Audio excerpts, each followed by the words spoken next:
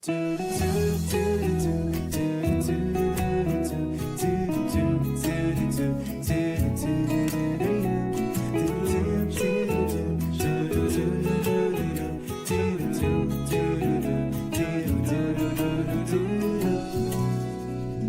vou contar pra vocês uma história diferente. O papai e a mamãe plantaram em mim uma semente. Era toda semana a gente tinha a missão ir pra casa de Jesus na evangelização.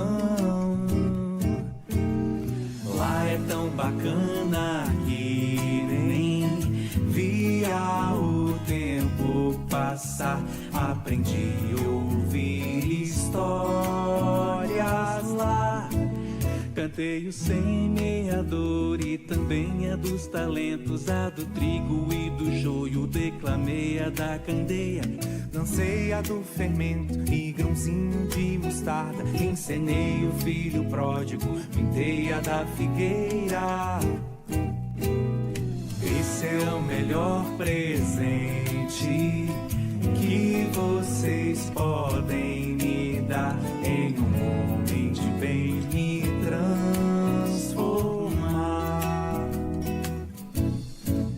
Eu vou contar pra vocês uma história diferente. O papai e a mamãe plantaram em mim uma semente. Era toda semana a gente tinha a missão ir pra casa de Jesus na evangelização. E lá é tão bacana que nem via o tempo passar. Aprendi a ouvir histórias lá. Cantei o semeador E também a dos talentos, a do trigo e do joio. declamei a da candeia. Dancei a do fermento e grãozinho de mostarda. Encenei o filho pródigo, pintei a da figueira. Esse é o melhor presente Que vocês podem me dar. em um homem de bem me transformar.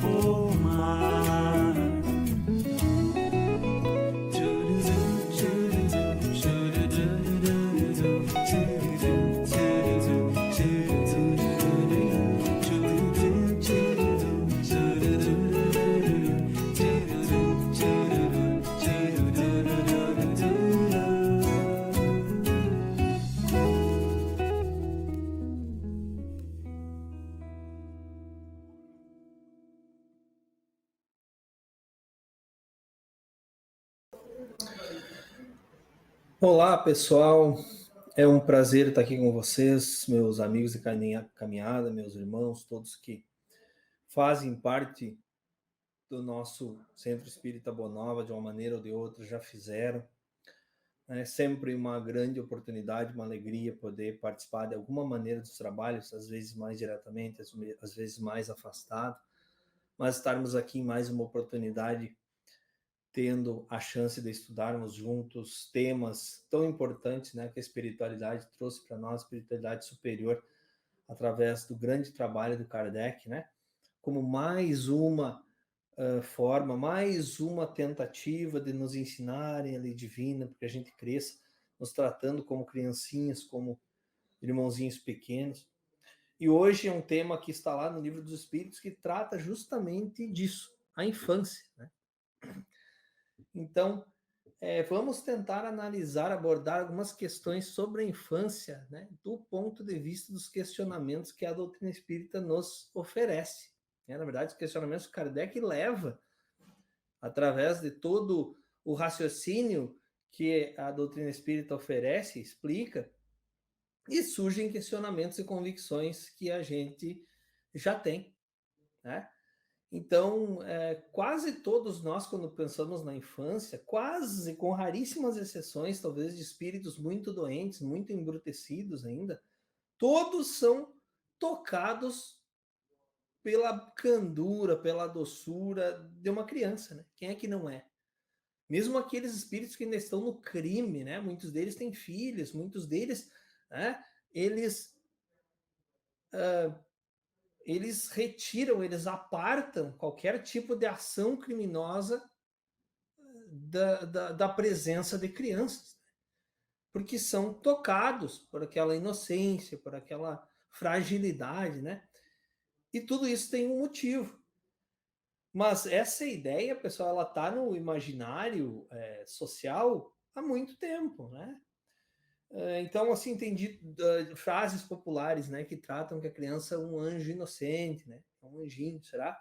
Vamos entender. Parece, né? Parece. E muitos segmentos religiosos que consideram essa existência como sendo a única existência, né, que ficam com aqueles mistérios, né? Respeitamos as crenças, mas que ainda tem aquela ideia do mistério, né? Que não se sabe por que das diferenças, por que uns vivem mais, outros menos, por que uns nascem com doenças, outros nascem saudáveis, né? Uns abastados, outros na miséria. Esses mistérios que o Espiritismo se propõe a explicar, mas esses segmentos, eles costumam considerar, por óbvio, que a criança ela é como se fosse um HD virgem, né? Então, é um disco rígido de computador que vem zerado. Então, ela está tudo aprendendo a partir dali. Então, ela é totalmente inocente, né? Vejam, pessoal, que até as leis, desde a antiguidade, as leis não punem crianças. Ou punem crianças muito menos severamente, porque já tem no imaginário, na consciência das pessoas, que a criança é um serzinho puro, inocente. Então, quando a criança faz algo errado, ela tem que ser ensinada, né? Pois é. E aí vem o Espiritismo e nos traz toda uma carga de informação, nos explica sobre a progressão do ser ao longo dos reinos. Aí chegamos no reino nominal, aí recebemos a dádiva do raciocínio, do pensamento contínuo que permite o raciocínio, da consciência de nós mesmos, da responsabilidade dos nossos atos. Aprendemos que reencarnamos, voltamos na carne, né?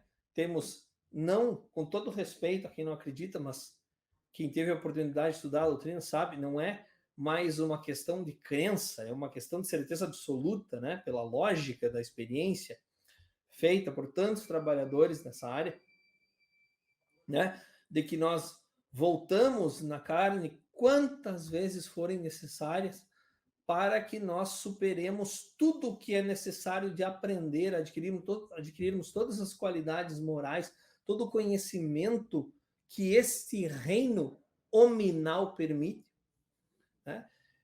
E aí, então, nós aprendemos que nós somos espíritos em caminhada longa, reencarnados, e que presentemente, no planeta que nós estamos, no momento que nós estamos em um nível espiritual, estamos em transformação, já adquirimos bastante qualidades morais, mas nós temos sim muitos defeitos e nós temos muitos débitos do passado. Então nós aprendemos que nós não somos mais inocentes, nós surgimos simples e ignorantes lá nas cavernas, mas nós já progredimos em mundos primitivos, talvez na Terra, mas a Terra já não é mais um planeta primitivo, é um planeta de expiação e provas, que inclusive está em transformação para um terceiro nível, né? Para o nível dos planetas de regeneração. E assim sendo, os espíritos, quando renascem, são espíritos antigos, que têm sim muitos débitos. Então aí nós começamos a ficar com dúvidas. Peraí, mas então aquele corpinho de criança ali abriga um espírito antigo? Sim, muito antigo. Né? E isso está lá no Livro dos Espíritos. Né?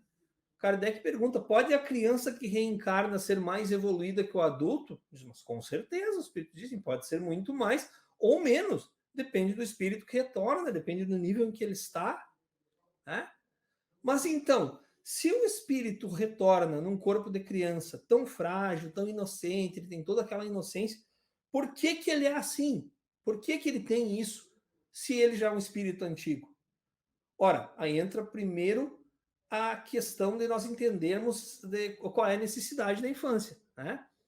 A primeira coisa que surge, a explicação é fisiológica. Os espíritos dizem, ora, eles não sabem falar, o bebezinho não sabe falar, logo após ele aprende a falar, mas ele tem toda uma dificuldade de processamento de ideias ainda, de compreensão, porque os órgãos desse novo corpo não propiciam que ele se mostre como ele é.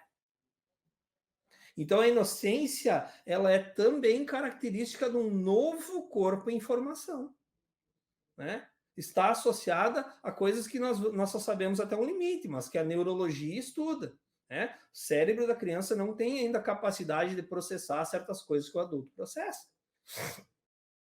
Por exemplo, se diz que a criança até os mais ou menos os 7 anos não consegue fazer abstrações, né? Então é por isso que a criança usa dedinhos para contar, né? Já o adulto abstrai, né? Nós conseguimos falar de coisas que são impalpáveis, a criança não visualiza isso.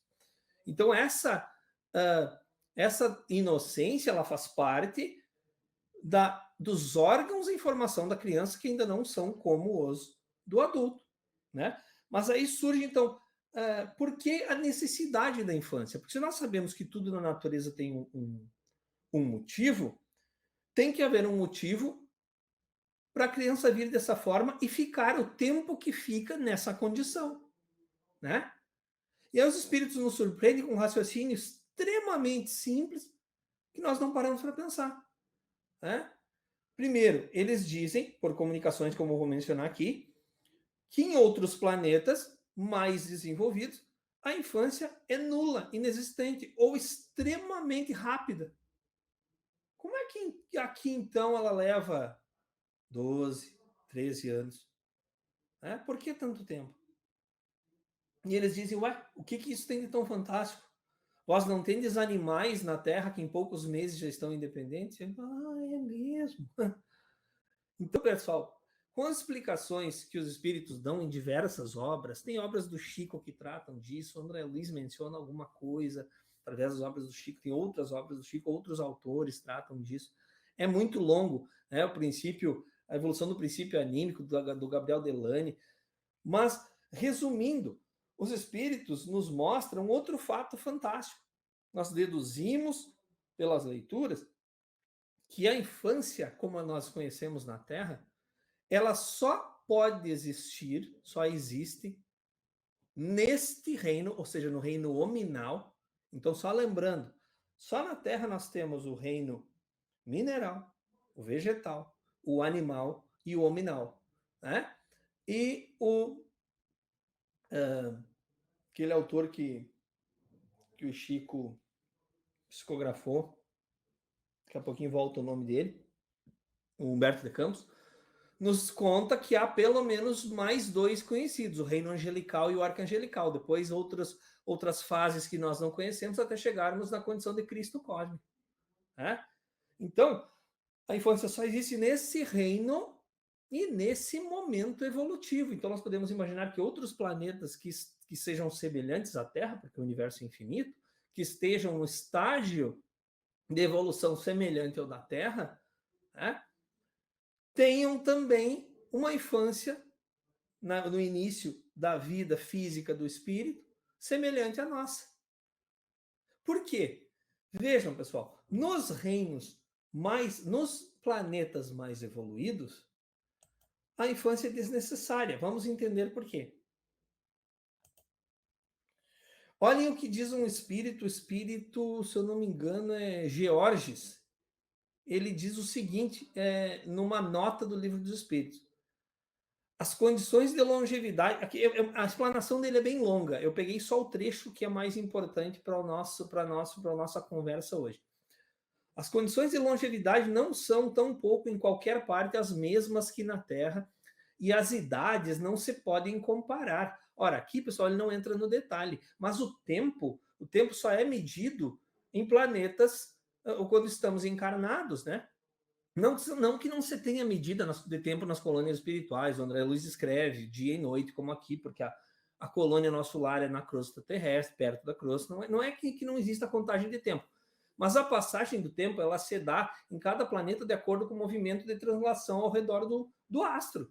Né? Então, na Terra, nós temos uma medida de tempo, de anos, de meses. Em outros lugares, eles têm outras. Né?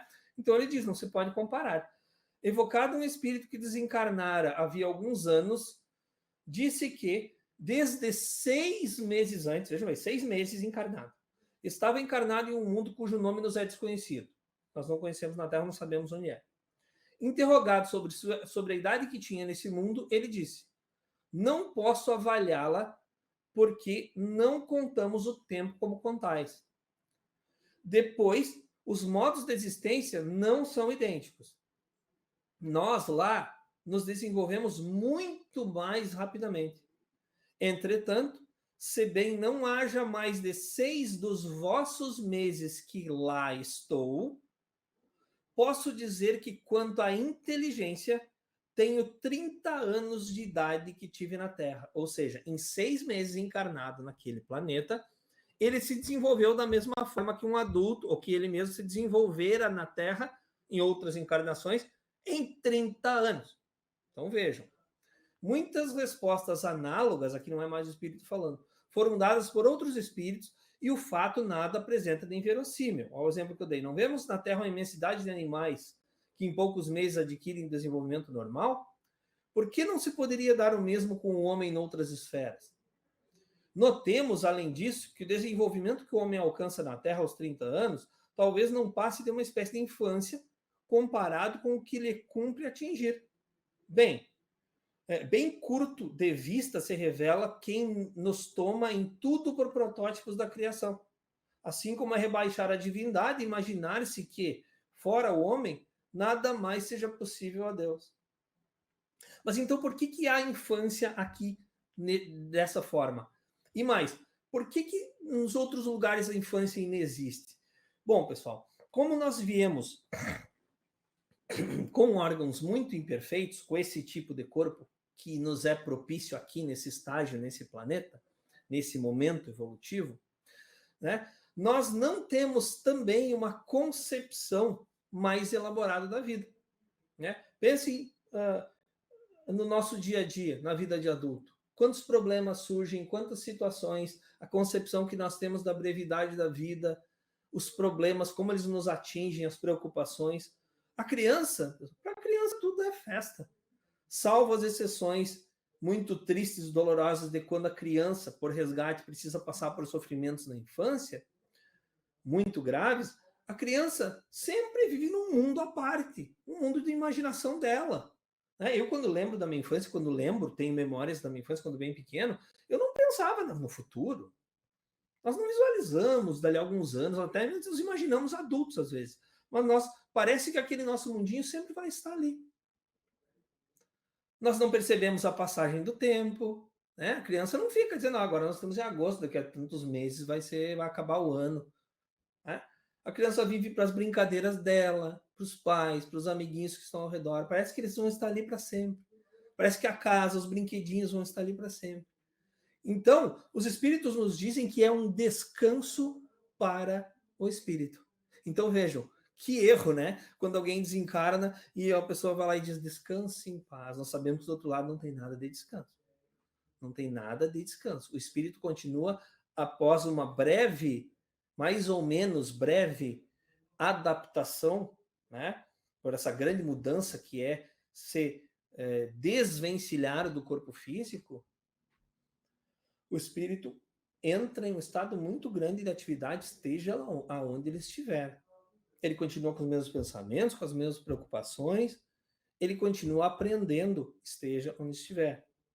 Continua em atividade. Qual é, então, a única fase de real descanso para o espírito? A infância. A infância. Então, nós só descansamos na infância. Pois é, e os espíritos mais evoluídos? Esses não precisam mais descansar. Né? Se nós imaginarmos um espírito como Jesus, ele não dorme, ele não se alimenta, porque ele é o quanto possível desmaterializado, né? Sabemos que totalmente imaterial é só Deus. Mas é num nível de desmaterialização que ele não se alimenta mais, né? Se alimenta, sei lá, de fluido, áurea, energias do universo, ele não precisa se alimentar. Ele não descansa, eles não sentem necessidade de férias como nós, o que é normal para o nosso estágio. Então nós precisamos de descanso. E Deus é tão bom, tão perfeito, que nos concede isso naturalmente através do desenvolvimento de um corpo que nos propicia isso. Vejam, estamos exatamente onde precisamos, no momento onde precisamos.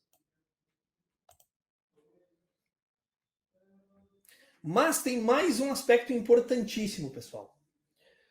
A infância, também em função do estado, de todas as características que o espírito já traz com ele estarem dormindo, vejam bem, pode ser um espírito antigo, um espírito muito antigo, né? Mas em função desse espírito estar dormente, as memórias dele, as tendências, ele está com um corpinho novo, nós podemos dizer que a argila, né? Eu gosto muito desse exemplo, ela está mole. Ora, quando uma argila está mole, a gente consegue moldar ela. Né? Agora, no momento em que ela vai secando e vai perdendo água, ela vai ficando mais dura. E chega um ponto que ela secou totalmente, ela não é mais malhável. Então, nós, como estamos numa fase de necessidade muito grande de aprendizado, a cada existência nós vimos numa condição em que nós estamos abertos por um período a receber ensinamento. E aí vem a obrigação, a enorme obrigação dos pais, que vem com a tarefa de ensinar uma série de coisas, de encaminhar o espírito para o bem, de corrigir as más tendências. Porque percebam, o espírito vem com tudo latente, mas ele demonstra instintivamente em reações, em atitudes, uma parcela do que ele realmente é. Então imagine um grande criminoso reencarnado. Às vezes você vê crianças que parecem ser perversas, que quando tem a chance fazem mal para animais, fazem mal para outras crianças, às vezes coisas muito sérias, né? Demonstram uma perversidade nas ações.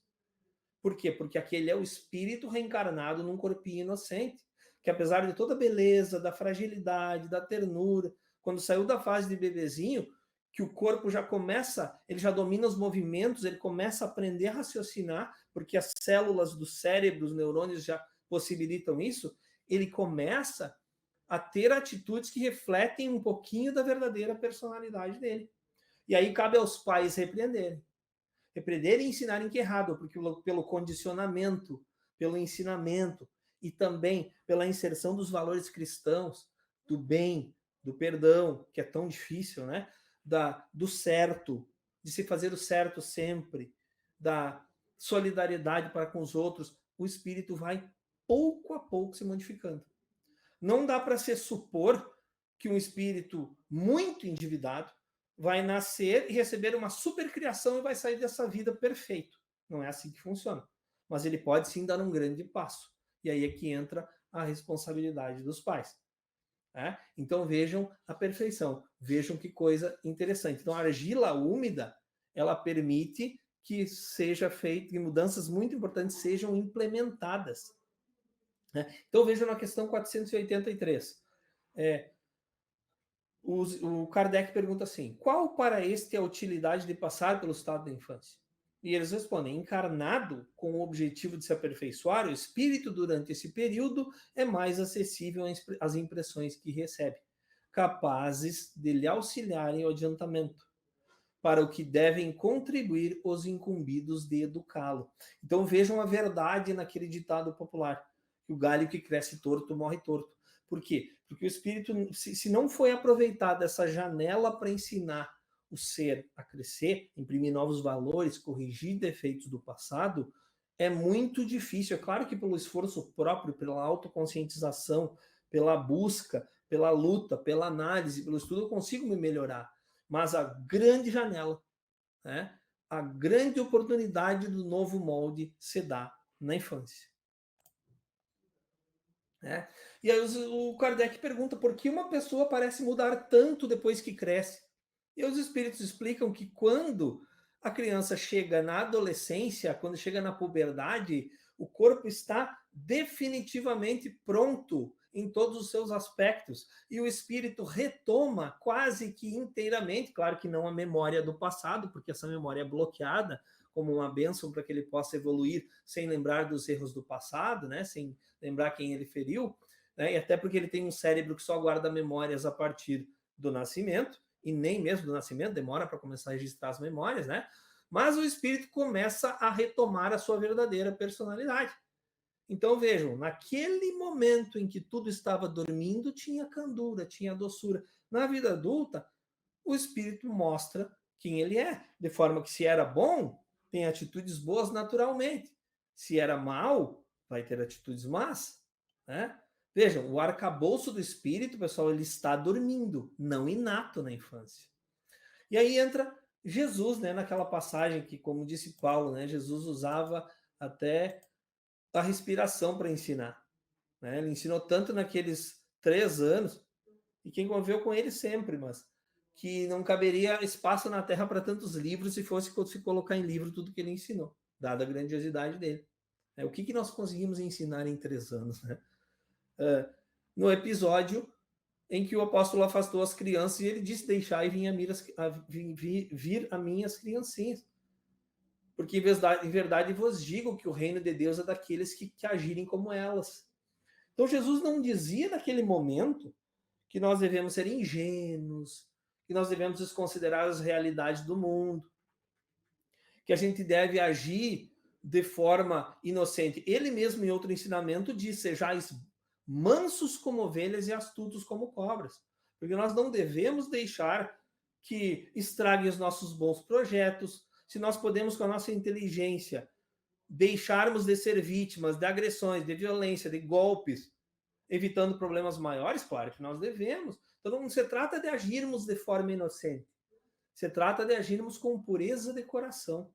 Porque a criança é transparente, a criança chega e fala, né? Se trata de agirmos com um pouco mais de leveza, com um pouco mais de bondade, com um pouco mais de humildade diante de Deus. Para a criança tudo tá bom, né? Para a criança não tem o rico, não tem o pobre, não existe diferença de cor. A criança chega na pracinha e faz um amigo. Então era disso que Jesus falava. Né? E aí tem é tanta coisa, pessoal, interessante, né? É tão breve o tempo, mas que eu não posso deixar de mencionar, que é uma coisa que muitos questionam. Né? Seria injusto não abordar brevemente isso aqui. O desencarne de crianças. Né? Porque isso é talvez a coisa mais brutal com que nós tenhamos que lidar na Terra. Eu acredito que seja muito difícil imaginar uma coisa pior. Então, por que tem que existir o desencarne de crianças? Bom, pessoal, no nosso plantio, muitas vezes, claro que a razão não é só uma, né? Nós sabemos um pouco, e são apenas algumas possibilidades, existem outras, existe uma série infinita de possibilidades, né, que podem acontecer. Mas uma delas é que nós cometemos, em muitas existências, o chamado suicídio involuntário. Então, o que é o suicídio involuntário? É quando eu não vou lá e me suicido, mas eu tenho hábitos que encurtam a duração do meu corpo. E após um período de sofrimento e adaptação, muitas vezes o espírito conclui que ele precisa, que faltou X anos de uma missão para ele completar. X anos na Terra. E ele vem para cumprir somente aquele período. Né? Muitas vezes também o espírito ele vem para ficar curto período sem saber, para ele ter frustrada a oportunidade de uma vida longa, de uma existência longa, onde ele poderia crescer, realizar muitas coisas, para que ele aprenda a dar valor para uma vida que muitas vezes lá num passado longínquo ele desperdiçou. E é também, sem dúvida, sempre uma prova gigantesca para os pais. O André Luiz nos explica que no caso dos abortos, os abortos naturais, né, espontâneos que as mulheres têm, muitas vezes o aborto espontâneo, que a mãe quer aquele filho que sofre um aborto. Esse aborto é uma dupla pena. Ele é uma pena para ela, que talvez tenha cometido abortos no passado, e é uma pena para o espírito que também negligenciou muitas vezes a oportunidade divina da existência e que vem louco pela oportunidade e o corpinho em formação, o feto, não se desenvolve. E isso é, sem dúvida, uma dor tremenda para quem tem que vivenciar isso, né? Mas se a gente conseguisse, se a gente consegue, por um momento, apesar de todo o sofrimento que deve ser brutal e é para todos aqueles que passam por isso, abstrair e olhar sob o olhar do aprendiz, do estudante do espiritismo, essa explicação ela é fantástica, né? E aí tem o lado bom, né? Que Deus é tão bom. Se diz que a criança, via de regra, quando desencarna, ela não passa, quando o espírito desencarna na fase de criança, pelos laços do corpo ainda estarem muito tênues, né? Que eles só vão se completar a ligação no final da puberdade, o desenlace é muito fácil, ele não é sofrido. E mais um aspecto da bondade infinita de Deus é que geralmente não se vê crianças em umbrais. Então vejam que se um espírito muito, muito endividado, um criminoso bárbaro, que deve uma barbaridade, ele reencarna e precisa desencarnar criança, ele não vai para uma zona umbralina. Ele é tratado, ele é levado para um hospital, ele é levado para uma colônia, e só depois que ele reencarna novamente e tem uma existência completa, ou chega à vida adulta, se ele não fizer por merecer, aí sim, se ele não crescer, aí, quando desencarnar, ele vai para uma zona de sofrimento. Então vejam a perfeição de Deus, né? É uma coisa fantástica. Mas apesar de tudo isso, pessoal, para que nós já possamos nos encaminhar para o final dessa conversa, que são só apenas alguns questionamentos, né?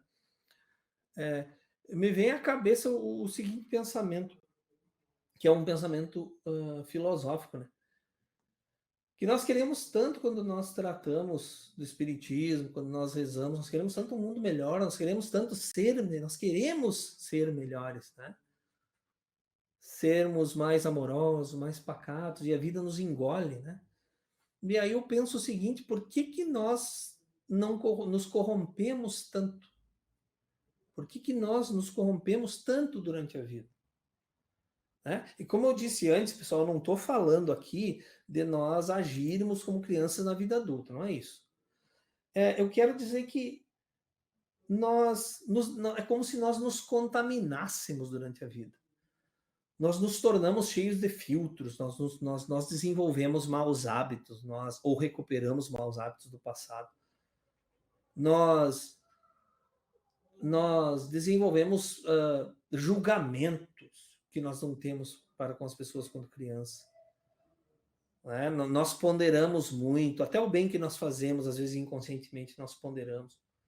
Enfim, por que nós nos contaminamos?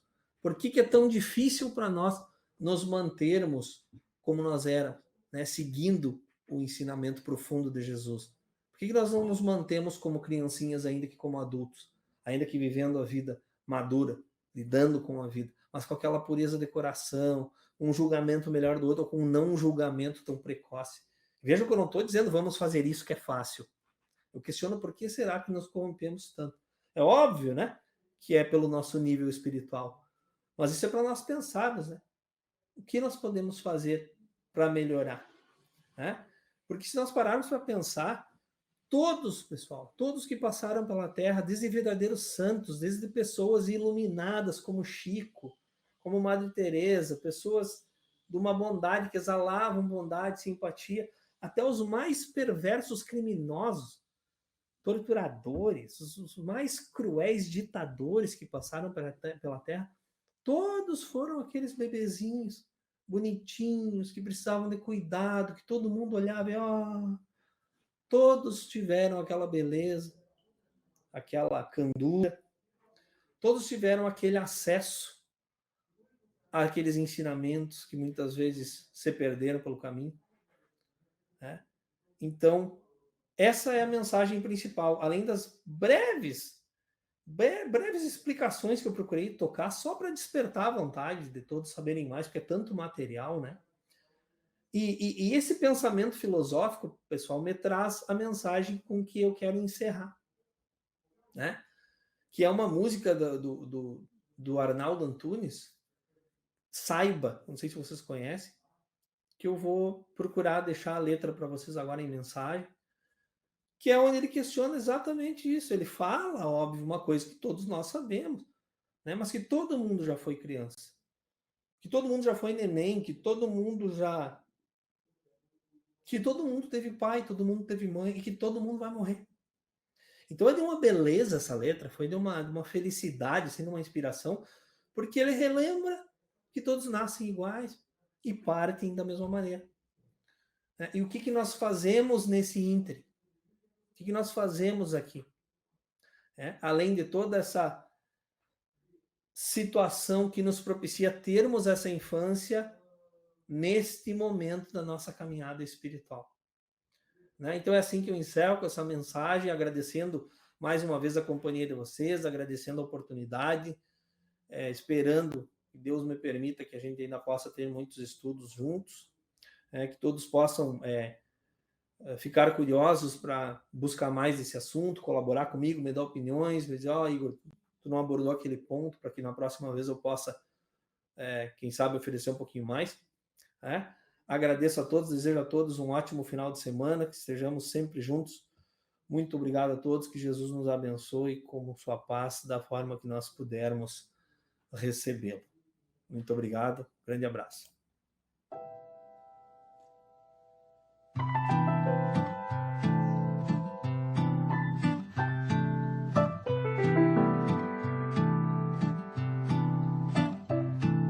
Saiba, todo mundo foi neném, Einstein, Freud e Platão também, Hitler, Bush e Saddam Hussein, quem tem grana e quem não tem. Saiba, todo mundo teve infância, Maomé já foi criança, Arquimedes, Buda, Galileu e também você e eu. Saiba, todo mundo teve medo, mesmo que seja segredo. Nietzsche e Simone de Beauvoir, Fernandinho Beiramar.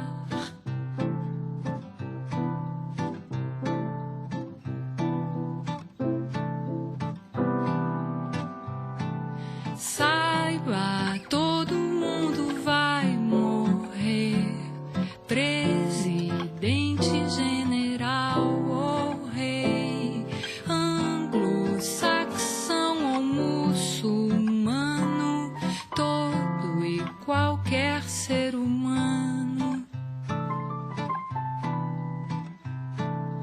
Saiba, todo mundo teve pai, quem já foi e quem ainda vai. Lao Tse, Moisés, Ramsés, Pelé, Gandhi, Mike Tyson, Salomé.